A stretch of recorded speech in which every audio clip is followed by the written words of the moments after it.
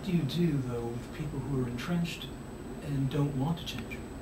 Well, there's a number of different ways that I think a library dean and a manager can do this. I think it comes down to the real estate quote. You know, it's always location, location, location. I think that with any time you're dealing in a people service, it's communication, communication, communication. You can never do enough of it, and you need to be doing it all the time.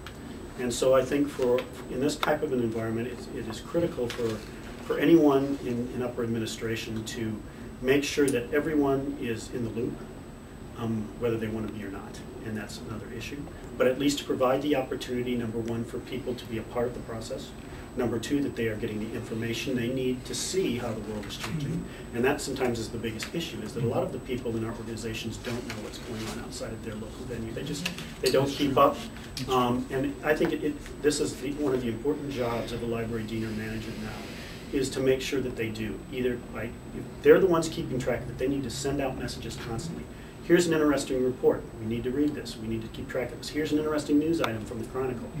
We need to keep on top of this. All of these things, we need to make sure that our librarians and staff get this information. Now, whether they read it or not is up to them, but I think what happens in this type of environment is that people begin to feel this sense of we all need to understand what's happening. And the dean or whoever's doing this wants me to be informed. He wants me to understand these things. So then provide informal things. For instance, in my last two jobs, I've done things called hot topic sessions, where if there looks like there's a very interesting report that directly relates to what we're doing in our jobs, I'll call together this hot topics meeting for about an hour, which usually during the lunch hour, very informal, brown bag. And it's a PowerPoint or a report. They read it beforehand, or I'll play the PowerPoint. It's very interesting. And then we just sit and talk about this. You say, what did you think of this? How does it relate to what we're doing here? What does it mean that we have to do? Those types of things. And you give everyone the opportunity to participate. Now again, people can decide not to participate. That's a conscious decision. But what you're doing is you're allowing people to be a part of the process.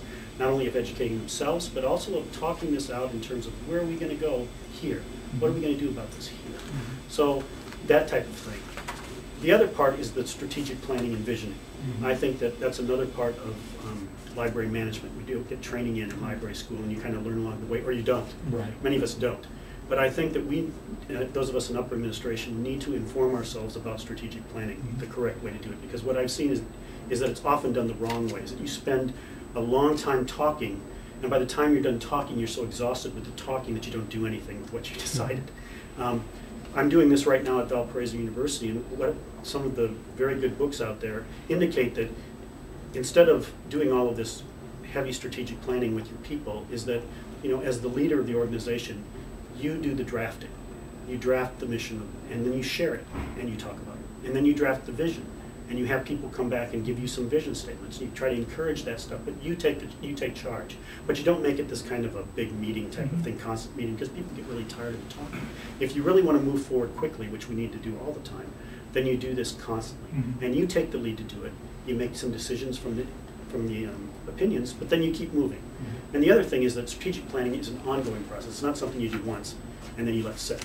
And this is something, again, we don't get training in. But once you do it, you put it out there, you let it sit for 6 months to a year, see how the community, how yourselves, the direction that you're going, and then you do this process all over again.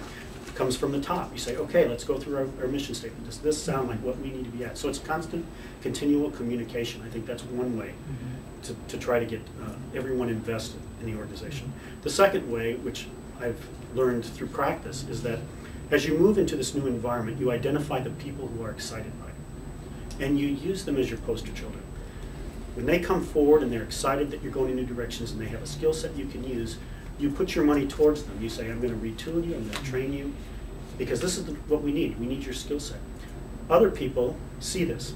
They see that someone who's positive, who wants to help with the change, that there's an investment from the administration in that person, in them, that they get to do new and exciting things, then these other people get on board. It's kind of that bell curve. You need one or two people to show the rest, and then all of a sudden the wave starts. People start going, okay. Now you're always going to have that small end of the bell curve. There's always going to be a few who are going to resist tooth and nail. You ignore them. Because in the end part of the process, you don't want to invest too much time on this small portion of it. You invest it on these people here who have become excited, who want to move forward, and that's what you invest the resources in. And this part over here, you don't invest in anymore. And it becomes quite obvious after a short period of time. Everyone sees it. Now, the third part of the thing is negative morale. And this then gets into an article which I just wrote called, We Can't Wait Any Longer, meaning about long-term employees bringing negativity into the workplace. I think that libraries are very touchy-feely places, and I think that hurts us when we have to deal with this negative morale going on in our organizations.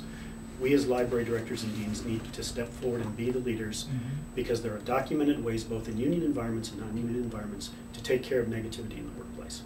We need to stand up and say, we're not going to take that type of an attitude. And we need to say, this is the direction we're working on.